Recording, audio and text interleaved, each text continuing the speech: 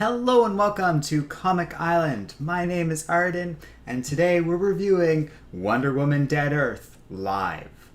For those of you who joined my Wednesday stream, we were reviewing, I got it right here, Dark Knight's Death Metal number 1.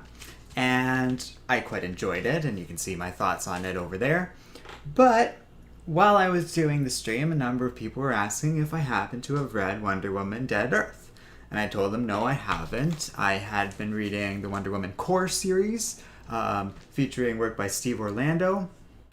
Didn't really care for it that much. We're not going to review it today, but it was interesting. I also happened to see this Justice League book that I've also been reading, the most active run of Justice League right now by Venditti. And I just thought, I was going through the books getting ready for the stream, and I noticed this cover, and I was like, oh, that's a little appropriate with what we're talking about today. Oh, I'm smaller for this stream because I'm able to feature the images, and we'll get into why in a second, of Dead Earth. But it's not what we're talking about today anyways. And, oh yeah, for those who can't see the cover, it's the Justice League squaring off against a group of Amazons. Just to give a little preface to what we're going to be talking about here. So, I said, I haven't really checked out Dead Earth. I had seen something about it on like the comic book solicitations. It looked kind of interesting. Hadn't gotten around to reading it.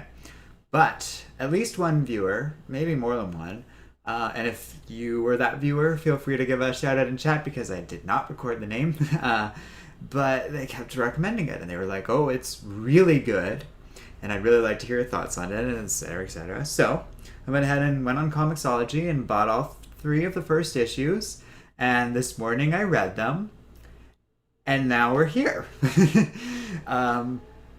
Just to give a bit of a hint at my thoughts on it. We're going to go through each book of the 3 that are out.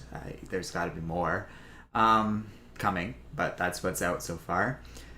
And I'm going to kind of walk you through my experience of the series before I give my overall thoughts. So, oh, I've not clicked on it. I want to hop over to... We started with book 1. And it was interesting. The other cool thing, we'll get into it in a minute, but so a couple things about this series. This is our first Black Label book, but I've read quite a few in my time working with, or just reading DC books. I actually have one right in the background of, stuck in my little clipper thing there, in the background of my shot right here. Harleen, highly recommended. Really enjoyed this book. Again, we're not talking about it today, though. But suffice to say, everything I've touched from DC's Black Label has been awesome. It's featured writers and artists that I'm not really familiar with that much, or like barely know them, and they're all excelling. They all kind of make me wish that they were writing more DC books.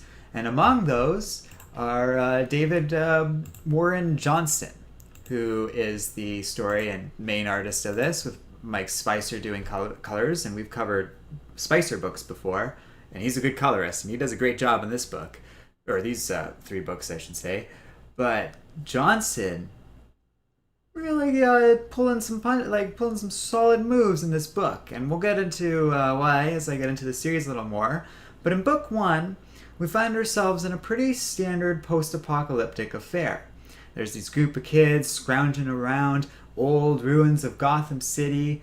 Basically, they're looking at an area that nobody looks in anymore because it's rumored to just be completely desolate.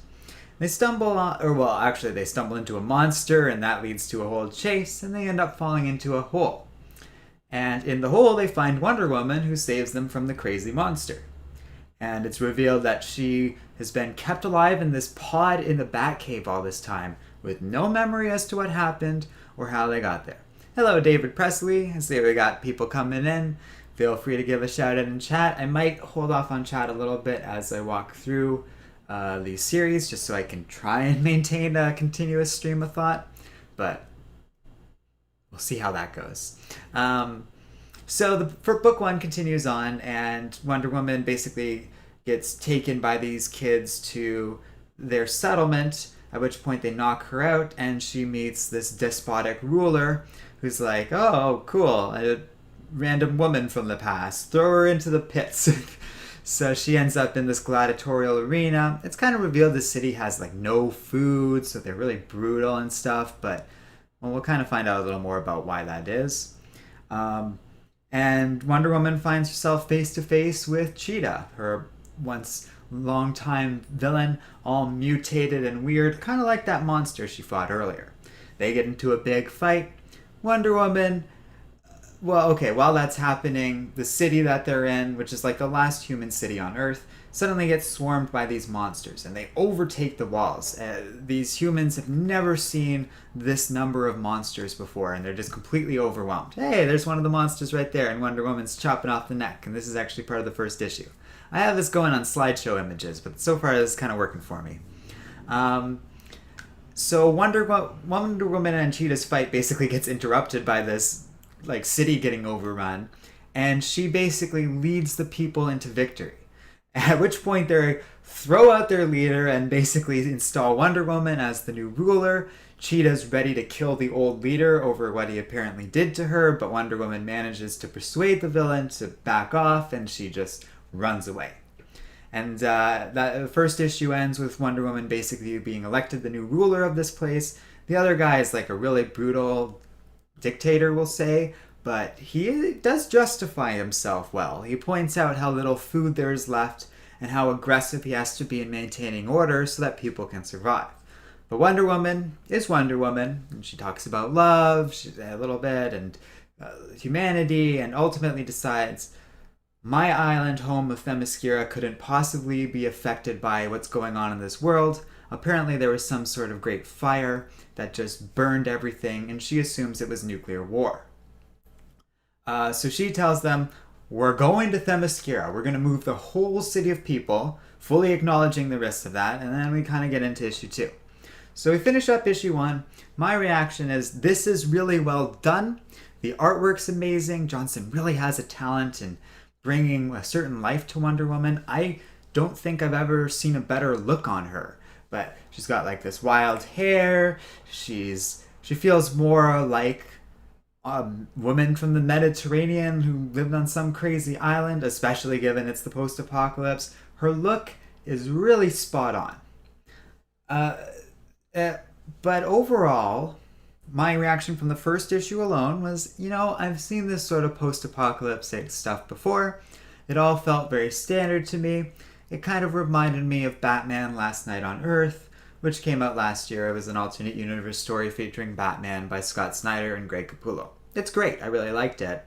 But at a certain point, you need to have something special, like Last Night on Earth did, and I didn't really see it from this issue.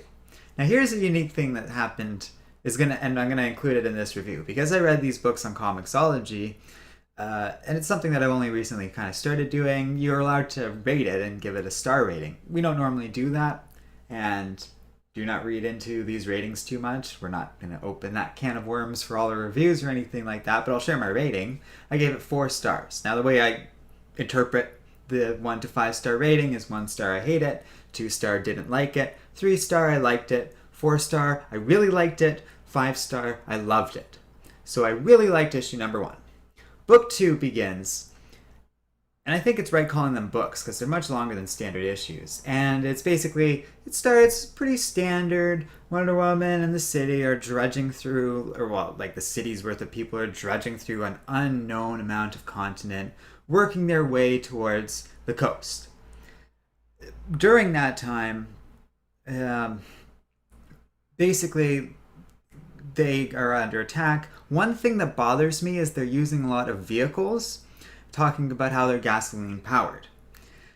This bugs me a lot in a lot of post-apocalyptic fiction because gasoline expires, and it will usually expire between a year and a month, 6 months to a year, at which point it becomes more and more inert, and you'll burn through the fuel much, much faster because there's nothing to empower the fuel.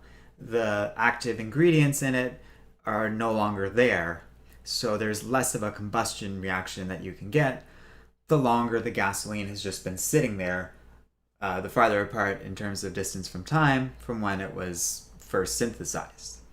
That's a complicated way of saying there's no way those vehicles work, and normally it's pretty easy to let that sort of thing go in these sort of post-apocalyptic stories, but it is a major point of a huge fight scene in this story where the entire settlement is attacked by this giant monster. James Larson has a point that I did not know. Diesel keeps for years, though. Well, fun fact, in book 2, they are pretty military-looking jeeps and trucks. I stand corrected. Nevertheless, and you'll see what my final rating is, and I didn't know that. It's not a big deal, and none of that matters because they finally reach the coast. Wonder Woman gets on a boat with a couple of the kids she met, and they go to Themyscira. Now, among the slideshow that I have going, well, here, I'll go right to it. This is what Themyscira looks like now. It ain't pretty. And this is where my opinion is going to really start to shift on this series. They go onto the island, and Wonder Woman is like, I want to go alone. And at first I'm like, okay, classic hero thing going on alone. It feels unnatural. But throughout this story, we've been flashing back to Wonder Woman's childhood. The origins of Wonder Woman in this story are so well done, because they talk about how she was made of clay, like in her original story. But they also add in all this stuff where Wonder Woman's mother basically got every single god drunk, took all of their blood, and poured the blood of every single god, including Zeus, into the clay. And that's what created Wonder Woman. And that's why she's so much stronger than the Amazons and stuff like that. Wonder Woman's trainer, Nira or something like that. I don't actually remember what the name is, but she is so worried about this power and what will happen when it gets out of control that they forge her classic bracelets, which actually don't empower her. They do block things, but they're holding back her like uncontrollable god power and have been all along in this alternate universe thing. So and by the way, her bracelets are gone since the start of the story, but her powers aren't around. So, oh yeah, if you can't tell, I'm going to go through the whole plot. We aren't playing around with the death metal rules because it's not day of, and at this point, these 3 issues have been out long enough. You can catch up if you are worried about spoilers. I have been shying away from little things here and there. Anyway, so Wonder Woman has no powers. She's wearing these gauntlets because they're holding her back. And as she's approaching the island on her own, she encounters her old trainer who doesn't say anything and just points to the catacombs. And at that point, I'm like, okay, it actually makes sense Wonder Woman's on her own because something's going on here. And at this point, I'm thinking, oh, she's about to discover her people are gone and everything was destroyed just like the rest of Earth, which sucks. And because Wonder Woman was like, there's going to be food here, and this is the only way humanity can survive. And as far as I could see, that was the only way that humanity could have survived, and there's nothing there anymore. Wonder Woman walks into the catacombs and finds her mother there. But she ain't normal. She's mutated, like all these mutant creatures they've been fighting. And Wonder Woman learns that these creatures are all Amazons. And there's been little hints of that throughout this first 2 books, but yeah. So she learns that humanity and Themyscira went to war, and humanity just threw every nuke they had at Themyscira, knowing it would be hard to hit the island because of its magic warding. And its magic warding was so good, according to her mom, the missiles just get diverted everywhere and just ravage Earth. Enough hit Themyscira too, but they're Amazons and they're all weird, so they don't just die easy or at all really. So they just started mutating horribly, and they just overran the rest of the Earth in revenge, which they had their reasons. So Wonder Woman learns all of that. The kids come to try and help her out, and she basically turns on the kid. She's like, "Well, what? Humanity's behind all of this?" And you can see a shot of that right now on the screen. And she freaks out, and she's just like, "Get out of here. You'll be lucky to get out of here alive. I'm not protecting you. I'm done with helping humanity. Go away." And one of the kids gets killed on their escape. Wonder Woman saves the kid, but is just like, "Get out of here. I'm done with you." And she leaves with Cheetah, who shows up with Pegasus, the flying horse that apparently survived mutation somehow and has just like one scar, which is interesting and I don't think has been explained yet. And that's the metric ton of issue number 2. Now, okay, so at this point, the character work has gotten so good, and I glossed over a lot of stuff, like that despotic leader from the first issue sticks around, and he gets a lot of interesting character growth, where he gets exposed to the lasso of truth at one point. A lot of cool stuff is happening. So I rated issue number 1 4 stars. I gave issue number 2 5 stars. I loved it. My concerns about it not being quite as original as other alternate universe stories were alleviated, because this character work is so interesting, and Wonder Woman did in that moment what I felt. And I'm not going to necessarily say it was the right decision, but her being done with humanity in that moment, I related to, and I really understood. Welcome to the stream, Tevya. Thanks for joining us. But yeah, that moment really hit me, because I was literally thinking to myself, oh, well, at this point, I would just be like, well, I'm done mitigating this weird war between the Amazons, my people, and these humans. And that's what Wonder Woman did. So I really related to that. And I was jazzed for book 3 at this point. Sold on this whole series, ready to go. I was not ready for what was going to happen in issue 3. Now, this is the most recent issue, so I don't really... Well, okay, before we get into it, Tevya says, Wonder Woman being done with humanity is really sad and depressing. Yeah. It bummed me out, that story beat. But I will say this story isn't sad and depressing overall. It was lively and energetic and kept me engaged right up until the end of issue 3. So book 3 begins, and as Tevya says, it goes nuts. Oh, does it? I mean, we end with a bombshell, and book 3 pays that bombshell off well. So I'm going to maybe lose track of the story a little bit just because there's a lot happening at once. You'll excuse me if I've gotten some of the ordering wrong in all of this. Like, I only read this book today, or these books today, I should say. Basically, the surviving kid goes to the other humans and is like, Wonder Woman is not helping us. We're screwed. Meanwhile, Wonder Woman's like camping out with Cheetah, who explains a little more about what happened to humanity. She talks about basically global warming happened and humanity got screwed over. But Themyscira is just a teeny tiny little island, and there's this great scene where they set it up where like their queen is looking out into the ocean and there's a statue that's neck deep, and she's like, what happened? Did that statue break? And the guard's like, oh no, I've been guarding this place all my life. No statue broke. The water level's rising. So basically their island nation's about to be swallowed up. So unlike every other island nation on Earth that's teeny tiny and has a relatively small economy, Themyscira can do something about that. And while they tried to engage Earth diplomatically, Earth didn't want to hear it and basically attacked with their military force. And the Amazons fought back.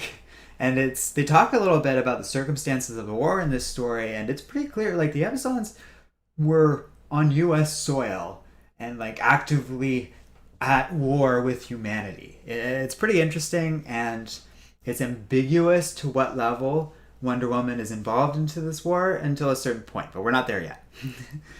So Wonder Woman and Cheetah learn about all this, or Cheetah tells Wonder Woman about all this. Cheetah mentions how humanity turned really dark after the nuclear bombs went everywhere, and humanity captured her and did all these horrible experiments that she doesn't speak on much, but like she's got one arm that's an actual cheetah now. It's weird, but it's supposed to be weird. They did crazy experiments on her, so she's all messed up and bitter because of that. Understandably so. But Wonder Woman's also bitter and depressed, and Cheetah's kind of like, well, you know, if I were to believe someone could make this world better, not just for the human race, but for everyone, it's you. Yeah, Lord Yuzaki says Alt Universe 101, humanity screws up. And that was kind of my instincts at first, but there's more to this. Tevya says Amazons tried to help humanity. Humanity said, F you, we will be doing this ourselves. Yeah, we don't need to get into politics beyond what's there. It's all pretty on the nose, like, and straightforward. I wouldn't really consider this a political book. I would consider this a very character-heavy drama. It's excellent. Where were we? That's what I was worried about. But, okay, so yeah, Cheetah's like, I believe you could make the world better, and it kind of moves Wonder Woman. She's like, okay, I don't know what to do. Oh, by the way, she woke up in the Batcave. She goes upstairs, and Bruce Wayne's just a skeleton lazily sitting on his couch, which I thought was a funny and weird moment. And I was like, they need to explain that, because how does a person die that way? But it does explain, like in a nuclear war, and it's explained in a bit.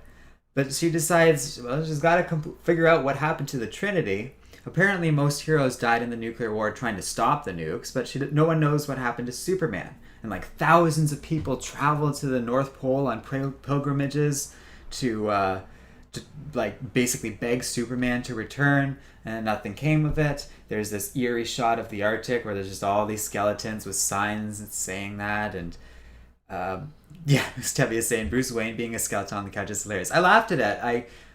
I quite liked it. Raphael, you're not coming in only at 20 minutes in. We're reviewing issue 3, and haven't given my overall thoughts yet, but I'm not going to recap it, because you can always backtrack in and watch it once it's been processed and is back on YouTube as our channel proper for rewatching. So issue 3 continues with her going to the North Pole to go to Superman's place and figure out what happened. They come across the key that is so heavy that only like Superman and her can lift it and open it, and she's having a lot of trouble lifting it because she's still drained of power. And her and Cheetah kind of talk about it a bit, and she's like, I don't know what's going on. Like, I've never been so weak, which is interesting because of the bracelet thing. But soon enough, actually, so nothing happens. She can't lift it, but the door opens and a Superman robot's there, and he's like, oh, I have a little bit of Superman's mind left in me. Let me let you in, and I'll tell you what happened. And the robot discovers that she doesn't remember anything, and he's like, oh, so you don't remember? You killed me. And they come across Superman with a hole caved into his chest, and Wonder Woman just sort of collapses as a memory comes to her. Whew. Okay, so I'm pausing not because I'm tired from speaking. What happens next is where we tilt in a new direction. Wonder Woman flashes back to the war. It is unclear, as I said earlier, what she's done in this war between humanity and Themyscira up until now.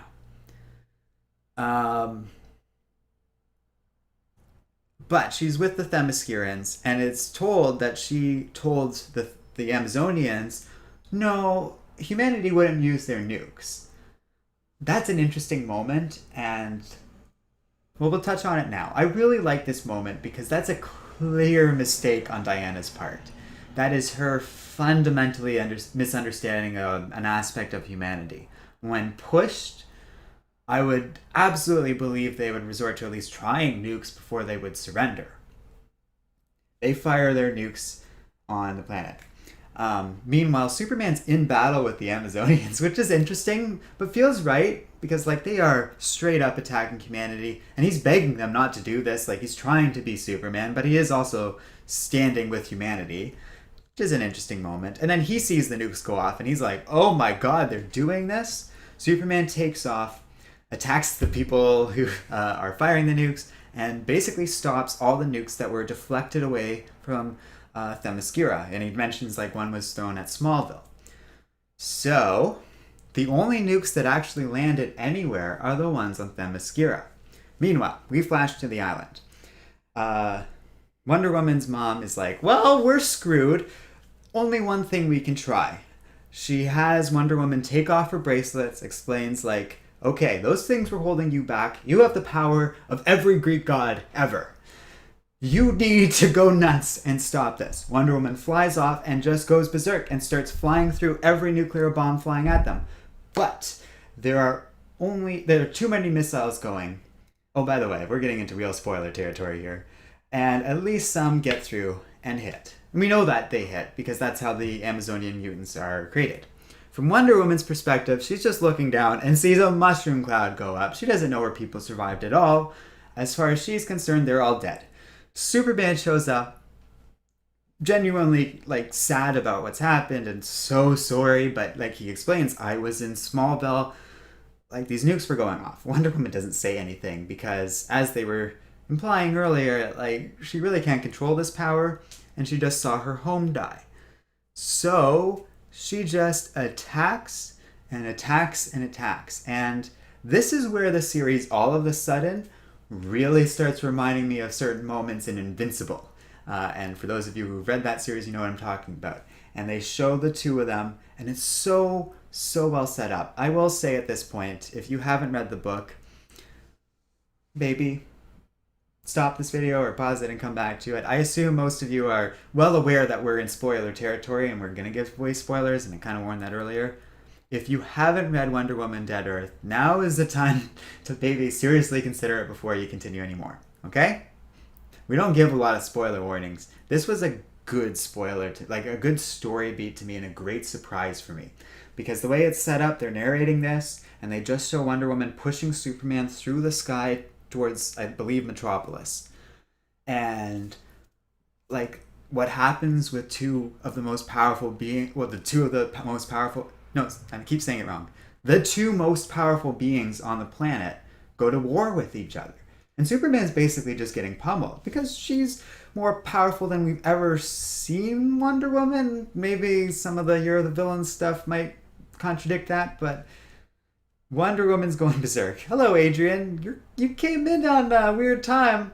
We're right in the middle of Spoiler Mountain for Wonder Woman Dead Earth, so I'm just warning you if people are coming in again. Stuff's about to get real. So then they show Earth from orbit, and they're just bouncing from settlement to settlement from random spot on Earth. The two of them killed everyone. The two of them were the Great Fire. There was no nukes across the Earth. It was Wonder Woman. And really, Wonder Woman alone. Superman's just trying to survive this fight. He ain't fighting back. She knocks him into the Fortress of Solitude, grabs a handful of kryptonite, and jams it right into Superman's chest. And Wonder Woman in the present day collapses at this mere thought. I think I'm missing a detail in all of this, but Batman comes to the Fortress of Solitude. He sees what happened. The poor guy manages to save a sliver of Superman's consciousness in the robot and gives it just enough energy, knowing Wonder Woman might one day return and need an explanation or just need help or something. Then he takes her back to Gotham, puts her in the pod, and then presumably dies of like smoke inhalation and old age. It's dark, it's sad, and it's just so like it's just a real moment. And so this obviously changes her perspective on humanity, and she realizes, no, I've made the mistake. The kid shows up ready to basically kill Wonder Woman for betraying humanity, and she's like, no, I'm sorry, like, can you forgive me for this? She basically puts her life in the kid's hands and is just like, oh, you have a legitimate grievance against me at this point. But they agree to go and save humanity. Meanwhile, back at Themyscira, the Amazonians decide it's time to just wipe out humanity once and for all, find Wonder Woman, and rebuild the Earth on their terms. And that's how issue 3 ends. 5 stars, obviously, but this is where the ratings and comicsology shouldn't mean much, because obviously issue 3 had much more of an impact on me over issue 2, even though issue 2 I also loved. So it's just a rough barometer of how I felt about that issue. Now, I haven't been paying attention to chat since I started the heavy hitting, so let me just catch up for a minute. Then I'll give my overall thoughts on the series. Tevia, there's a lot of good reactions to all of this stuff. Lord Izaki points out Wonder Woman saying nukes wouldn't be used still keeps to her character. I agree, it's good character work. Just because she's flawed, just because she made a mistake, doesn't mean it's bad writing. That's what I like about all these characters, that Despot's a real monster and is implied to do horrible things, but there's a humanity to him, and you can understand why he does at least some of the things that he does. The kids are all right. No, but I'm just quoting that thing. But the kids are all well written. Superman's well written. You feel like he's still being Superman, but there's a certain flaw to his behavior because he is at war with the Amazons when we first see him. Well, when like in the second panel we see him in. So it's complicated. Nothing's black and white. Even Batman understands that. Wonder Woman killed the Earth, and he found his friend just with a complete mental breakdown and having drained her powers from effectively destroying the planet, and he felt sympathy for her.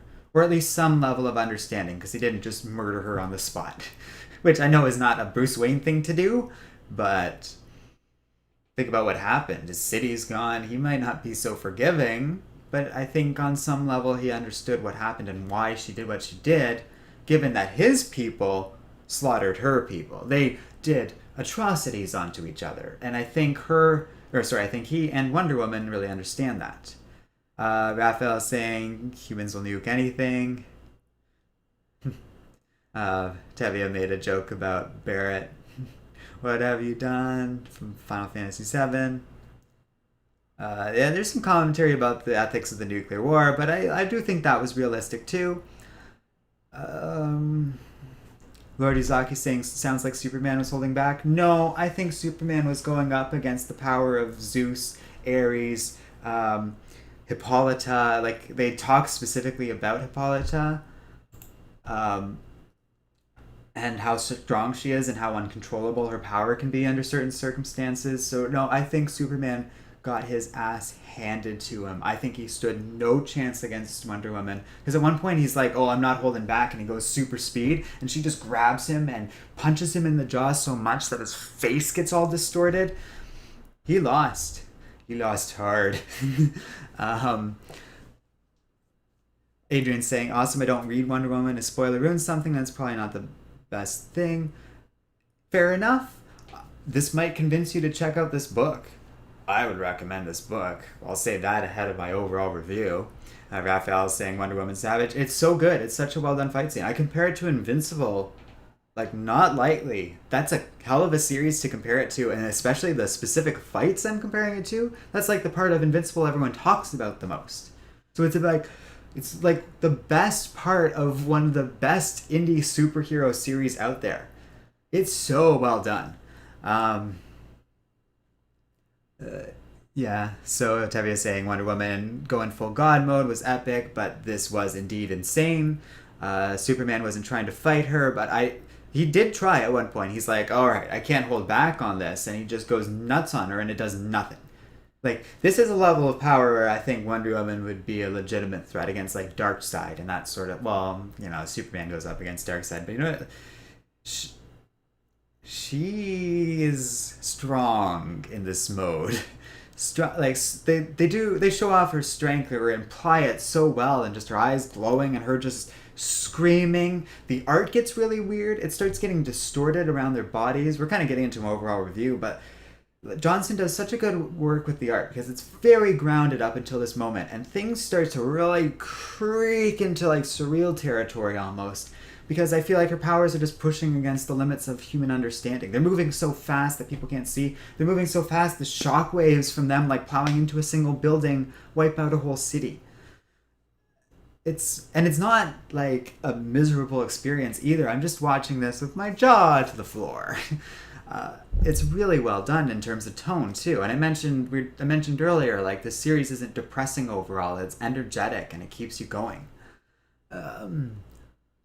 Oh yeah, David Presley mentions a scene where Wonder Woman tries to apologize to the Superman robot, and he's saying it's very strong, but like the robot told her, I'm not really Superman, but it felt right. The robot does look down and reacts a little bit to that line. I think it's lying to a degree, and it did have some sort of reaction, but obviously there's like just this sliver of Superman left in it, and I think it's implied like there's no charge in it left after that. Which is also sad. It's a dead Earth. Then it lives up to its name because there's literally nothing. It's not like there's some forest and stuff. Everything's dead except for these mutants and like a handful of human survivors. It's, well, more than a handful, but still. Tevia saying great comparison to Invincible. It's what I thought of, but it's like that. For those that haven't read Invincible, it's also a good series. If you like Walking Dead or liked Walking Dead at one point, it is by the same guy, right? Can't believe I'm hedging on that. Yeah, Robert Kirkman wrote Invincible. Wonder Woman, Lord Izaki saying, Wonder Woman Unleashed is stronger than Supes. My inner power skiller is waking up. We gotta keep in mind, if you missed it, this has different origins and is definitely not part of the main DC canon. Wonder Woman's creation was very specifically different in this story, and the function of her bracelets are different. So yeah, like she's much stronger in this version, but the circumstances behind that are different, and it's kind of neat because it implies up until that point, because she had been wearing those bracelets, she was weaker than Superman when working with him as part of the Justice League and stuff. It was only until they took them off that like her real power was realized. Tevye says kind of reminds me of Dragon Ball Z. Yeah, but people did some power research into that, and okay, sure, it's like God key level Dragon Ball Z, we'll say. Adrian says, I don't know if Superman or Wonder Woman are the most powerful in DC. I think Morpheus and his siblings and Lucifer have them beat for power levels. Yeah, I don't think they were around. I don't know about Morpheus, but like Lucifer is just like a deity. Wonder Woman has the power of like a pantheon in this mode. So I keep pointing this way, which I think is the wrong way to where you guys see the image. It's my direction for the image, but whatever. Raphael is saying, I think they are making her stronger in more than a few comic arcs lately because she is prime in her popularity in the culture at the moment. I think they're leaning into her power, but the thing is, as of the New 52, she was kind of more established to be a god, and I kind of like her as the god of war. I kind of like that she's Ares' successor. That was interesting to me, even if New 52 Wonder Woman had its issues. I was just saying, I think I'm pointing in the wrong direction of where you guys see the images all. They should look fine. Yeah, I can see them on the stream. They look fine. But yeah, that's an interesting point. I don't think there's anything wrong with that. Why does Superman have to be the strongest superhero out there? He really barely is, anyways, with his obvious weaknesses. And whatever, let Wonder Woman be super strong. I think it works. David Presley is saying, reminds me of Old Man Logan because the dark story really dark. Yes, but this is much more focused and more tightly written than Old Man Logan. Old Man Logan has all these great ideas going on, but it's written by Mark Millar, so it's a friggin' mess. And just doesn't pay off on some of its better ideas as well as it should, and spends too much time with some of its dumber ideas. Robert Kirkman also did Marvel Zombies and a cool series called Outcast that was turned into a television series. Is Outcast this series out? I've read some of Outcast. I liked it. And yes, he also did Marvel Zombies. He's a pretty good writer. We're only bringing him up here because of Invincible and the comparison to there, but he's like a big name in comics, that's for sure. Izaki says Wonder Woman needs a power boost so that she wasn't always in Superman's shadow. That's what I was thinking. Yeah, I agree. Tavia is saying also, Dead Earth Book 3 did go freaking crazy indeed, and I am intrigued on what's going to happen next, especially with Wonder Woman taking Superman's. Oh right, that's what I said. I said I was missing something. I've forgotten some plot point. Oh, okay. Well, you said it in chat anyway, so I might as well give it away. They take Superman's corpse, and she's like, "Well, we're gonna need weapons to fight all these mutant Amazons." Rips out Superman's spine, puts her lasso of truth through the spine, and then she has this crazy mace weapon with his skull as the blunt end, and just these immensely powerful Kryptonian bones to fight with, and that's her new weapon. And I seriously looked at this cover when I read that and had to seriously weigh, because I saw that, I was like, damn, that's like one of the coolest Wonder Woman weapons that's been ever conceived. And then I had to look at the other Wonder Woman weapon that was conceived this week and seriously weigh the two.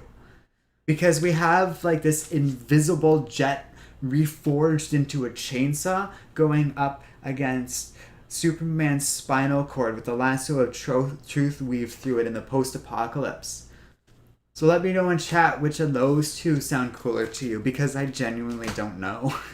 I think the chainsaw one is cooler, but like that spinal cord's giving him a run for his money. Thank you for reminding me. I completely blanked on that because it's like the last image we see in the book, I think. Tevia says, too bad Marvel Zombies went off the rails. I agree.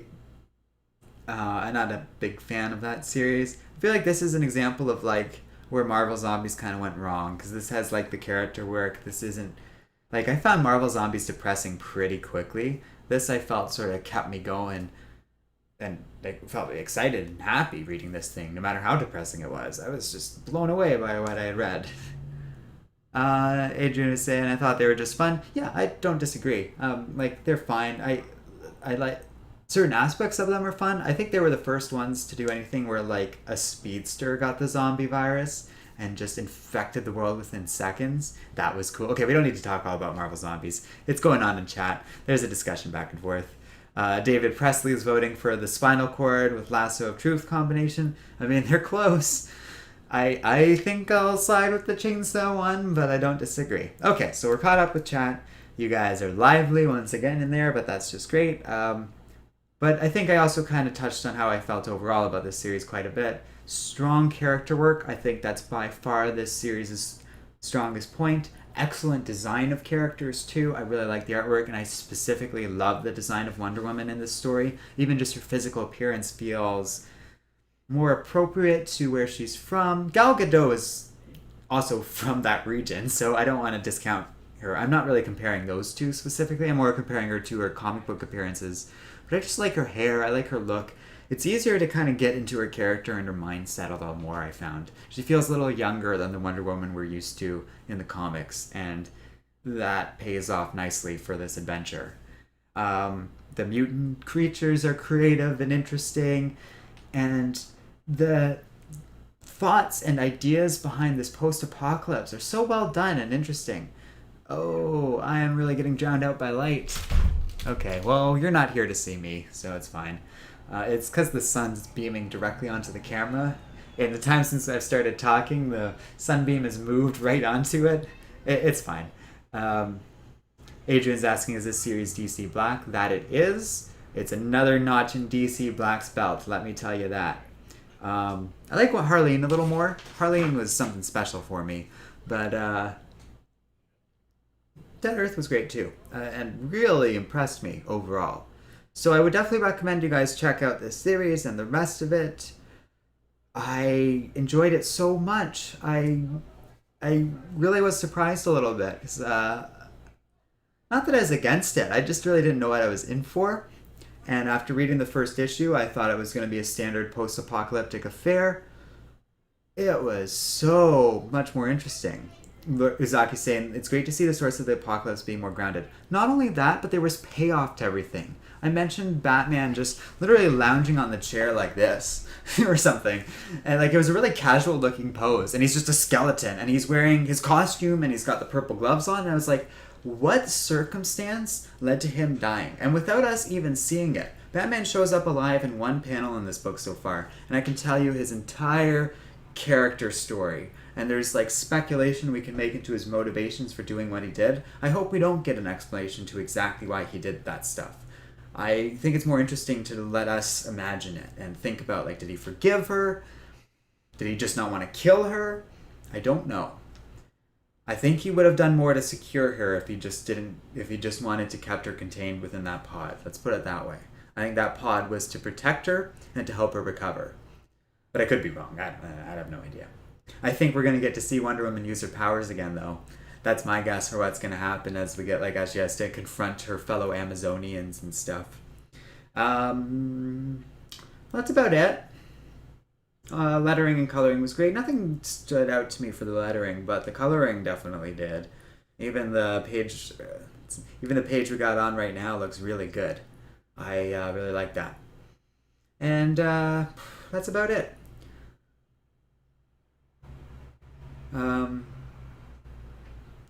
David Presley's asking about the Last Gone series from Black Label. Yeah, like one thing I got out of this series was like Black Label is starting to become a certain marker to me of books I want to read. So let's put it that way.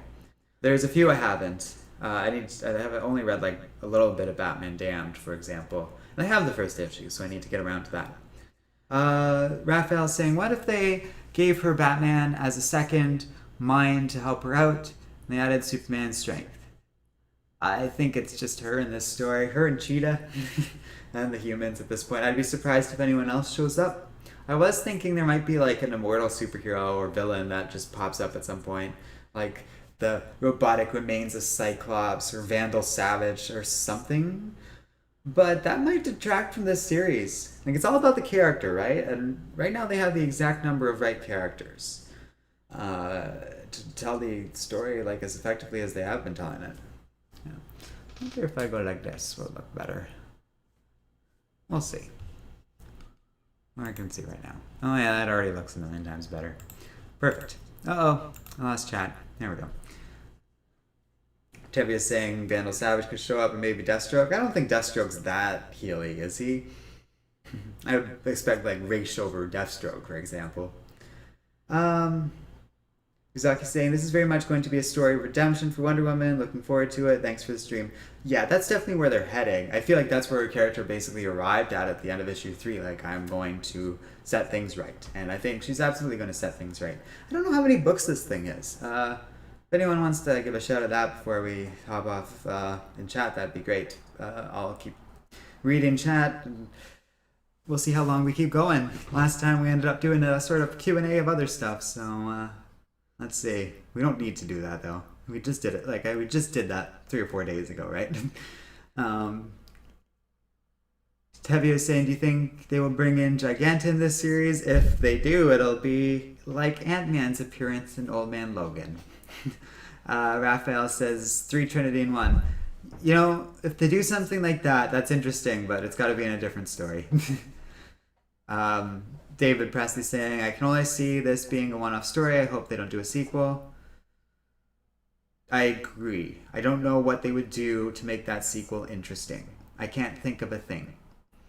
Tevye is saying probably 4 books. That's what I'm thinking. I could see it being 5 any longer, and there's going to be issues unless the story's going in another wildly different direction. But right now, it feels so sincere as it is. Adrian's saying, I have noticed most DC Black Series go 3 books. That's why I was a little surprised that they didn't kind of close things off here. Yeah, because the thing about a sequel is either Earth's going to have to be saved somehow? Question mark? I have no idea how that's going to happen. Hopefully it's not some dumb thing. But, oh, right. They do have a little bit of a hint of how that might happen. And it's a good way. That'll work if that is, that'll work as a story plot if that's the case. What I think there's got to be more to Pegasus. It's weird that Pegasus is just fine with it, except for a couple scars. He's like the only non-human or Wonder Woman that is untouched by all of this. I think there's more to that story. But yeah. Well, thanks for joining us, Tevye. You're heading out for dinner. I'm guessing a good amount of you are ready to eat dinner. Oh yeah. Thanks for joining me. If you were supposed to eat dinner, I happened to eat before this and didn't really think about that because I just kind of got off of work and came to stream with you guys. So yeah, but thanks everyone a lot. This was a fun stream. Thank you to whoever recommended Dead Earth to me. It might have been a couple of you on Wednesday's chat. I should have gone back to the chat logs and checked. I didn't think to do that until I started streaming. But I really appreciate it because that was a solid recommendation, and I'm glad I read this when I did. David Presley saying, David Warren Johnson's really good writer and artist. I love his Murder Falcon. I saw they credited him for this, and I haven't read that series, so I will check it out too. Thank you, David. You have a great day too. I think you were the first person in chat, so thanks for joining us from start to finish. And Adrian, you also have a great day. Yeah, and for those of you who are going to maybe check out Dead Earth, and for some reason I spoil myself on other things all the time, so I can understand if you just watched it anyways. In spite of all of that, I recommend you check it out. There are so many great stories I've enjoyed, even though I've been spoiled, that I can really appreciate the execution of everything. And yeah, we're going to end it there. Thanks again for watching. Once again, I'm ending a stream with no idea what's coming up next. It ended up being a top 10 video last time, so we'll say next time, maybe I'll give a call to Tony Stark and see what's happening next. I think. And we'll see you guys then.